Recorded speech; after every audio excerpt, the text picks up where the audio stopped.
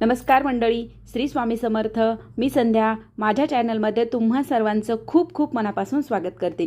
बघा, आता 20 डिसेंबर ते 27 डिसेंबरमध्ये दत्त जयंतीचा सप्ताह आहे आणि या सप्ताहामध्ये आपण श्री गुरुचरित्राचं पारायण करत असतो. आता हेच पारायण आपल्याला कसं करायचं आहे, या पारायणाचे नियम काय आहेत, त्याचबरोबर जर तुम्ही केंद्रात करणार असाल तर कसं करायचं, घरी करणार असाल तर कसं करायचं, याचे नियम काय आहेत, मांडणी कशी करायची, ही संपूर्ण माहिती सविस्तर आज आपण या व्हिडिओमध्ये पाहणार आहोत. त्यामुळे व्हिडिओ अगदी शेवटपर्यंत पहा आणि जर तुम्ही माझ्या चॅनलवरती नवीन असाल तर चॅनलला सबस्क्राईब करा. तर बघा, श्री गुरुचरित्र या अमृततुल्य ग्रंथाला 5वा वेद मानला जातो, कारण याची थोर अशी महती आहे. अनेक जण या वेदतुल्य ग्रंथाचे पारायण करायचे असतात, खूप जण करतात आणि खूप जणांची इच्छा असते करायची, पण अनेकांना या ग्रंथाचे पारायण करायचे असते, पण काय ना त्याचे नियम काय आहेत हे त्यांना माहीत नसते. आणि किंवा बऱ्याच वेळेस काय होतं ना, इच्छा असून देखील हे पारायण करायला आपल्याला जमत नाही, कारण मनामध्ये अनेक प्रकारच्या शंका असतात, नियम असतात, जे आपल्याकडून पाळले जातील की नाही असा आपल्याला भ्रम असतो. किंवा काहींना असं वाटतं की याचे नियम खूप कडक असतात, ते माझ्याकडून होणारच नाहीत, म्हणून हे पारायण न केलेलंच बरं, असं बऱ्याच जणांना वाटत असतं. म्हणून आज आपण याच विषयी सविस्तर माहिती आज आपण या व्हिडिओमध्ये पाहणार आहोत. आणि हा व्हिडिओ पाहिल्यानंतर प्रत्येकजण गुरुचरित्राचं पारायण हे नक्की करणार. अतिशय साधं सोपं असतं हे पारायण, आणि कसं करायचं हे आपण पाहूया. बघा, असंख्य अशक्य अशा त्रासातून आपल्याला मुक्त होण्यासाठी अध्यात्मशास्त्र आणि दत्त संप्रदायामध्ये एक प्रभावी असा आध्यात्मिक उपासना सांगितली आहे, आणि ती म्हणजे श्री गुरुचरित्र. या ग्रंथाने तुमच्या मनातील सर्व इच्छा पूर्ण होतील, असाध्य अशा तुमच्या ज्या काही अडचणी आहेत त्या सुद्धा पूर्ण होतील.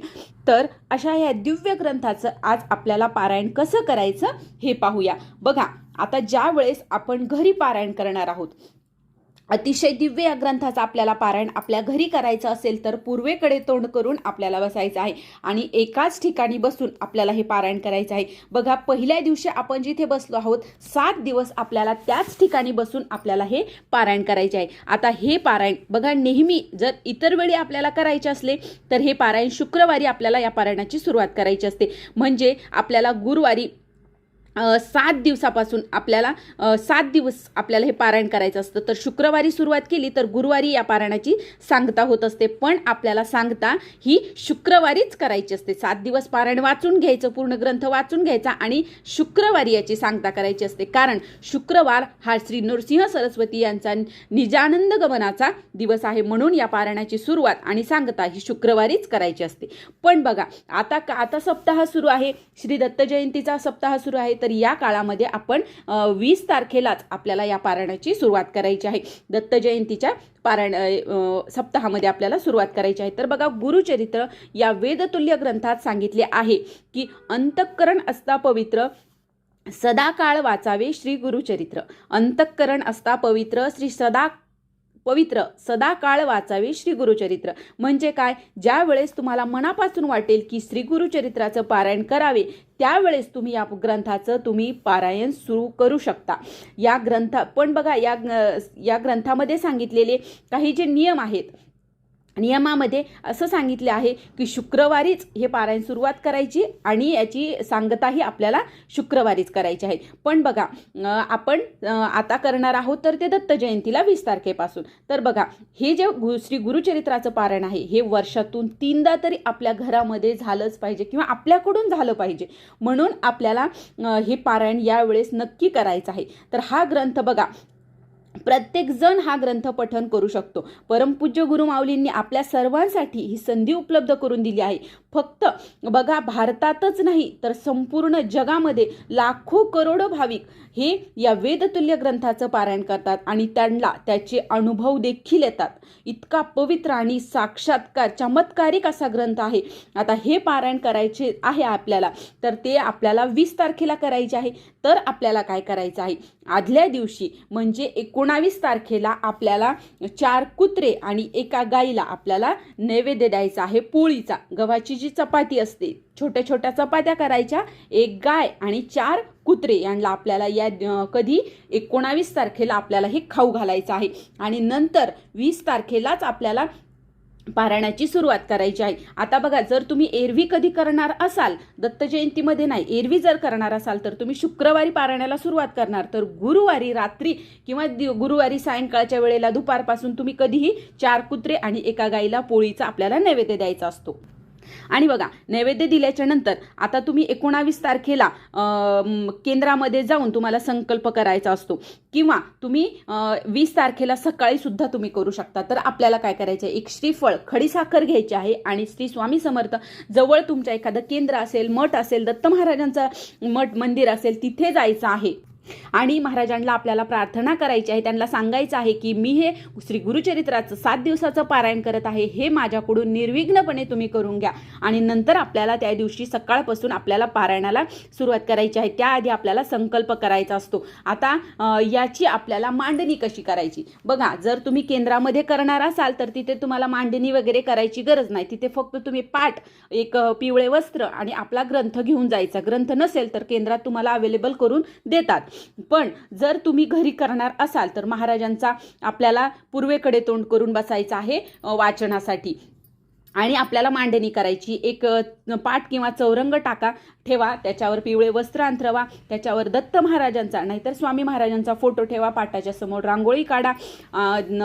जर समजा तुमच्याकडे दत्त महाराजांचाही नाही आणि स्वामी महाराजांचाही फोटो नाही तर सुमई सुपारी सुद्धा तिथे ठेवू शकता. त्यानंतर आपल्याला उजव्या बाजूला आपल्याला कलश ठेवायचा आहे. नंतर कलशाची पूजा करायची, नंतर गणपतीची पूजा करायची. बघा, तुम्ही तिथे तांदळावर किंवा जोडपानावर तुम्ही गणपती ठेवू शकता. गणपती नसेल तर तुम्ही सुपारी सुद्धा ठेवू शकता. गणपतीची पूजा करायची. नंतर गणपती तुम्हाला तांदळावर ठेवायचा आहे किंवा सुपारी.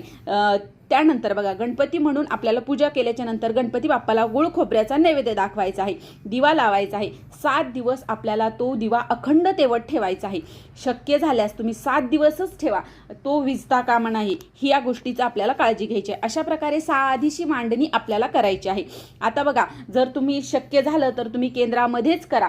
कारण काय होतं ना, जेव्हा आपण घरी पारायण करतो तर त्यावेळेस आपल्याला 10 पट त्याचं पुण्य मिळत असतं. पण जेव्हा तुम्ही केंद्रामध्ये करता तेव्हा तुम्हाला 100 पटीनं त्याचं पुण्य मिळत असतं. कारण बघा, केंद्रामध्ये 8:30 ते 10:30 याच वेळेमध्ये पूर्ण जगामध्ये याच वेळेला पारायण केलं जाणार आहे आणि त्यावेळेचं एवढं मोठं पुण्य आपल्याला मिळणार आहे. त्यामुळे शक्य झालं तर तुम्ही केंद्रामध्येच हे पारायण करा. नाही शक्य झालं, तुमच्या इथे केंद्र नाहीये, तर तुम्ही घरी सुद्धा अशा प्रकारे साधीशी मांडणी करू शकता.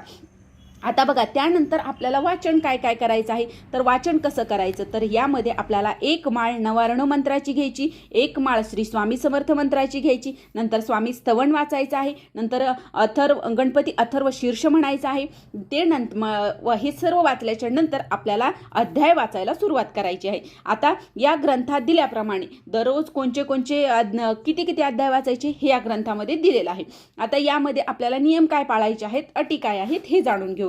बघा, यामध्ये सर्वात महत्त्वाचं म्हणजे या 7 दिवसामध्ये आपल्याला काळे कपडे अजिबात घालायचे नाही. काळे कपडे वर्ज्य असतात. आता त्याच्यानंतर परान्न घ्यायचं नाही. परान्न म्हणजे आपण दुसऱ्याने शिजवलेलं सुद्धा खायचं नाही. आता नवरा जर पारायणाला बसला आहे तर बायकोनं केलेलं तुम्ही खाऊ शकता, तुम्ही आईनं केलेलंही खाऊ शकता, पण दुसऱ्याच्या घरचं दुसऱ्यानं केलेलं अजिबात खायचं नाही. त्याच्यानंतर आपल्याला कडक ब्रह्मचर्याचं पालन करायचं आहे. मांसाहार अजिबात करायचं नाही. आपल्या घरीही करायचं नाही, आपण तर करायचंच नाही, पण घरामध्ये सुद्धा मांसाहार करायचा नाही. त्याच्यानंतर कांदा, लसूण आणि द्विदल अन्न आपल्याला खायचं नाही. द्विदल म्हणजे डाळी वगैरे ज्या असतात त्या कुठल्याही डाळी खायच्या नाही. झोपताना आपल्याला चटईवर किंवा सतरंजीवरच झोपायचं आहे. गादीवर आपल्याला झोपायचं नाही, गादीवर बसायचं सुद्धा नाही. आणि एकच अन्न आपल्याला खायचं आहे. म्हणजे कसं बघा, पहिल्या दिवशी जर तुम्ही पोळी खाल्ली तर तुम्हाला 7 दिवस पोळीच खायची आहे. आणि जर पहिल्या दिवशी तुम्ही भाकरी खाल्ली तर तुम्ही 7 दिवस भाकरच खायची आहे. आता खाण्यामध्ये तुम्ही पालेभाज्या खाऊ शकता, तुम्ही दूध खाऊ शकता, दूध चपाती खाऊ शकता. जर तुम्ही भाकर खाणार असाल तर भाकरच खा किंवा पोळी खाणार असाल तर पोळीच खा. बघा, आता एकच कुठलं तरी आपल्याला खायचं आहे. उपवास धरायची गरज नाही. आणि बघा, या दिवसामध्ये चामड्याची कुठलीही वस्तू आपण परिधान करायची नसते. 7 दिवस पुरुषांनी दाढी कटिंग सुद्धा करायची नाही, नख काढायची नाहीत. आणि सर्वात महत्त्वाचं म्हणजे पारायण आपल्याला अर्ध्यात सोडून द्यायचं नाही. बघा, जर तुमच्या बघा स्त्रियांना कधी कधी अचानक मासिक धर्म येऊन जातो, तर अशा वेळेस किंवा सुतक काही पडलं तर तो ग्रंथ आहे तो दुसऱ्याकडून कोणाकडून तरी आपण वाचून घ्यायचा, पण अर्ध्यात ग्रंथ सोडायचा नाही. त्याचबरोबर 7 दिवस आपल्याला शुभ बोलायचं आहे, कोणाविषयी द्वेष मनात ठेवायचा नाहीये.